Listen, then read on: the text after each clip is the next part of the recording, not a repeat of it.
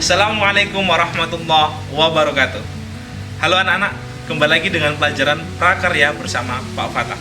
Untuk itu Pak Fatah sebelumnya mengingatkan dulu, untuk kalian yang di rumah harus tetap jaga kesehatan, selalu mencuci tangan ketika kalian habis keluar rumah atau kalian mau makan dan lain sebagainya. Nah, pelajaran prakarya kali ini melanjutkan prakarya kemarin mengenai kerajinan serat. Untuk itu kalian akan menyimak video presentasi berikut ini. Nanti Pak Fatah akan menerangkan kenapa Pak Fatah menggunakan topi ini. Ini adalah salah satu karya kerajinan serat dari anak siswa-siswi SMP Negeri 1 Dang. Untuk itu silahkan simak video presentasi berikut ini.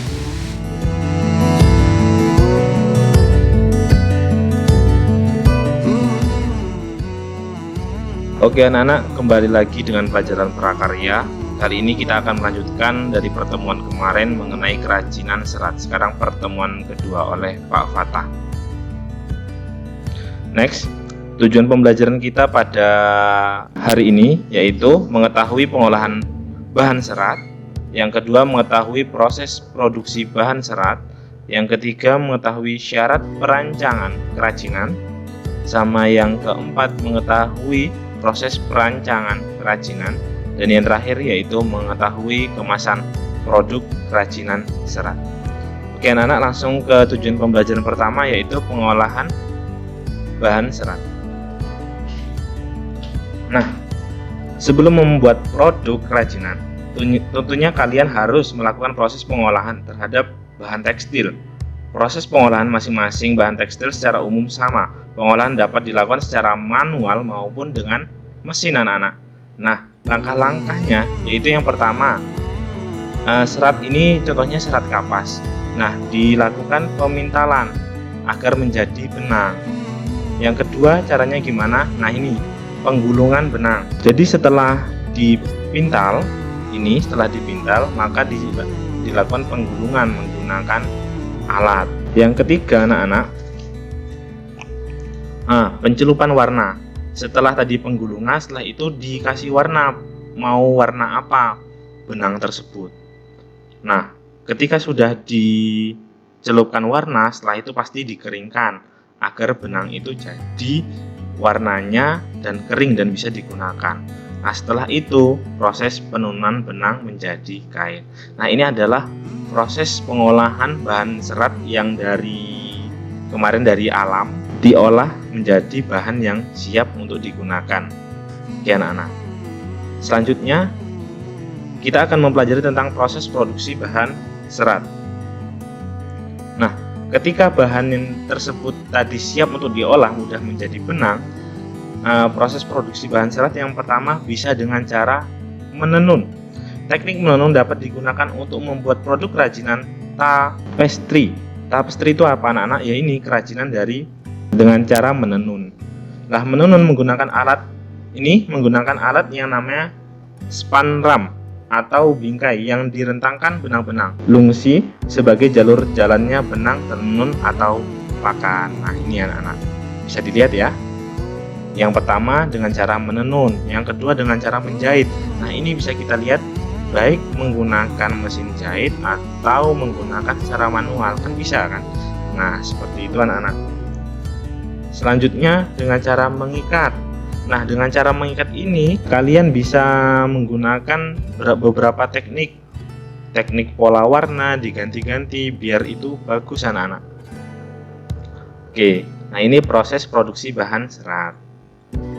Selanjutnya syarat perancangan kerajinan. Nah, ini bagaimana syarat perancangan kerajinan? Nah, pertama, kegunaan atau utility. Benda kerajinan harus mengutamakan nilai praktis, yaitu dapat digunakan sesuai dengan fungsi dan kebutuhan.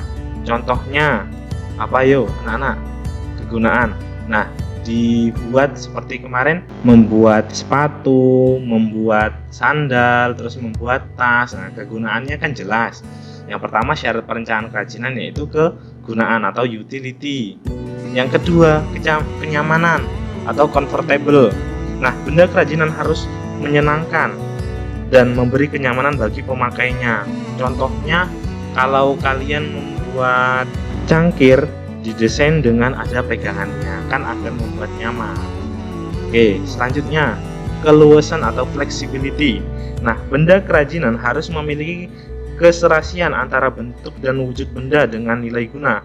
Contohnya sepatu dengan anatomi dan ukuran kaki. Setelah itu kemarin contohnya tas yang dibuat fleksibel, itu dibuat tas jangan kebesaran, jangan kekecilan. Nah, dibuat yang profesional lah. Selanjutnya keamanan, safety. Benda kerajinan tidak boleh membahayakan pemakainya. Contoh, piring dari serat kelapa harus mempertimbangkan komposisi zat pelapis atau pewarna yang dipakai agar tidak berbahaya jika digunakan sebagai wadah makanan. Jadi ketika kalian membuat kerajinan itu juga harus mempertimbangkan keamanan. Contoh lain, ketika kalian membuat sandal menggunakan itu ya, serat dari daun pandan. Nah, itu harus dihaluskan agar aman digunakan. Kalau misalnya dia tidak halus kan sakit ketika digunakan. Oke, pertama tidak nyaman, yang kedua keamanannya kurang. Selanjutnya keindahan atau estetik. Jelas ya anak-anaknya, benda yang mempunyai daya tarik lebih dibanding benda yang biasa-biasa saja. Keindahan sebuah benda dapat dilihat dari beberapa hal, diantaranya dari bentuk, hiasan, ornamen, dari bahan bakunya. Pastinya ketika kalian membuat kerajinan, ketika kalian ingin istilahnya ingin daya jualnya lebih atau lebih tertarik orang, nah ini kalian harus membuat keindahan yang jos. Seperti itu anak-anak. Selanjutnya yang akan kita bahas yaitu proses perancangan kerajinan. Nah, ini kalian kan sekarang ada tugas akhir yaitu merancang kerajinan tugasnya. Nah, bagaimana caranya? Nah, ini yang pertama, tentukan bahan dan jenis kerajinan. Kira-kira kalian ingin membuat apa? Idenya. Nah, ini yang kedua, penggalian ide berbagai sumber. Bisa kalian lihat, kalau sekarang ini ya, bisa kalian lihat dari YouTube, dari gambar-gambar, atau dari lingkungan sekitar kalian. Mungkin ada keluarganya atau tetangganya yang usaha kerajinan dari kerajinan serat. Oke, nah ini selanjutnya buat beberapa sketsa karya. Nah, ketika kalian sudah punya ide, coba gambar. Kira-kira kalian membuat seperti apa dan lain-lain. Gambarkan, buat sketsanya. Setelah itu yang keempat, tentukan sebuah karya terbaik. Yang kelima, kumpulkan bahan dan alat. Pastinya ketika kalian sudah punya ide, kalian buat sketsa, kalian tentukan sebuah karya terbaik. Oh, saya membuat ini. Setelah itu kalian kumpulkan bahan dan alatnya. Misalnya yang saya butuhkan lem, tembak, terus yang saya butuhkan serat daun pisang kah atau apa, kalian kumpulkan. Terus yang keenam, pembuatan kerajinan. Nah, setelah kalian kumpulkan alat bahannya, kalian buat kerajinannya. Kalau tugasnya Pak Fatah kan di video, kalian video secara singkat-singkat. Bukti kalau kalian itu membuatnya sendiri. Setelah itu ketika sudah jadi, evaluasi karya. Oh, ini produk saya kurang apa ya? Oh, kurang bagus. Lebih baik ketika dikasih bunga, perhiasan, atau apapun bisa. Nah, itu revisi karya. Ketika sudah tahu mana yang harus dibenerin, nah itu kalian perbaiki lagi. Setelah itu kalian kumpulkan atau kalian jual, bisa ini menjadi usahanya kalian. Nah, itu adalah proses perancangan kerajinan. Nah, selanjutnya anak-anak, kemasan produk kerajinan. Nah, ini kemasan, baik dari ini tas, baik itu ya banyak ya kemasan, karena kemasan itu dapat mendukung daya jual yang tinggi. Contohnya kalau misalnya kalian ya beli baju, kaos, terus tidak di packing dengan bagus, kalian pasti tidak mau membeli, ya kan anak-anak? Nah, harus ketika kalian membuat kerajinan itu dikemas dengan yang bagus. Nah, ini dapat dilihat dari fungsinya. Kemasan memiliki 4 fungsi utama, yaitu satu, untuk fungsi utamanya yaitu satu, untuk menjual produk agar lebih tertarik. Yang kedua, melindungi produk, ini fungsinya kemasan. Yang ketiga, memudahkan penggunaan produk. Dan yang terakhir, memperindah penampilan produk. Itu anak-anak fungsi dari kemasan. Oke, berikutnya, nah Pak Fatah ingatkan lagi tugas kalian biar tidak ada yang tanya. Kalian membuat kerajinan prakarya dari serat. Waktunya itu sampai pertemuan berikutnya, pertemuan depan. Jadi pertemuan depan itu kalian nanti ulangan harian mengenai materi yang Pak Fatah sampaikan ini, kerajinan serat, dan kalian itu mengumpulkan video karya kalian, karya kerajinan serat kalian. Nah, seperti itu anak-anak. Nanti yang punya IG boleh di-upload di IG kalian, terus di-tag. Kalau misalnya lebih dari 3 menit kan nggak ada durasinya ya, lebih dari 3 menit. Nah, itu kalian upload sebagai IGTV, terus di-tag ke akunnya Spensada. Atau yang nggak punya IG boleh dikirim ke grup WA IPA dan Prakarya. Itu tagihannya kalian semester depan. Jadi ingat, tagihan semester depan yaitu ulangan harian bab 1, kalian pelajari ini materi-materi ini. Yang kedua yaitu mengumpulkan video lebih cepat, lebih baik. Itu anak-anak. Oke, selanjutnya terima kasih. Semangat belajar prakarya, selamat berproses.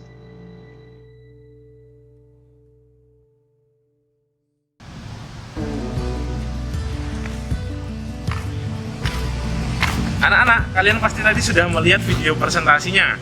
Nah, untuk itu Pak Fatah tadi kan janji mau memberitahukan contoh-contoh lagi hasil prakarya kerajinan serat anak-anak yang tahun kemarin. Nah, ini contohnya, kalian lihat. Nah, ini contohnya kerajinan serat yang berasal dari apa? Serat buatan. Kalau ini dari benang. Sedangkan ini serat alami, yaitu dari pelepah pisang. Nah, ini bisa ada isinya kan? Tisunya. Nah, yang saya gunakan ini, nah, ini adalah karya siswa. Kalian lihat dulu. Nah, kalian lihat. Ini merupakan suatu karya siswa, yaitu dengan menggunakan dari apa? Serat daun pandan. Nah, itu tadi adalah contoh-contoh serat untuk kerajinan ini. Untuk itu, kalian sudah banyak referensi dari Pak Fatah. Silahkan kerjakan tugas proyek kalian di rumah dalam serat kerajinan ini. Oke anak-anak? Paham ya maksud Pak Fatah? Sampai ketemu lagi. Dadah. Wassalamualaikum warahmatullahi wabarakatuh. Semangat belajar prakarya.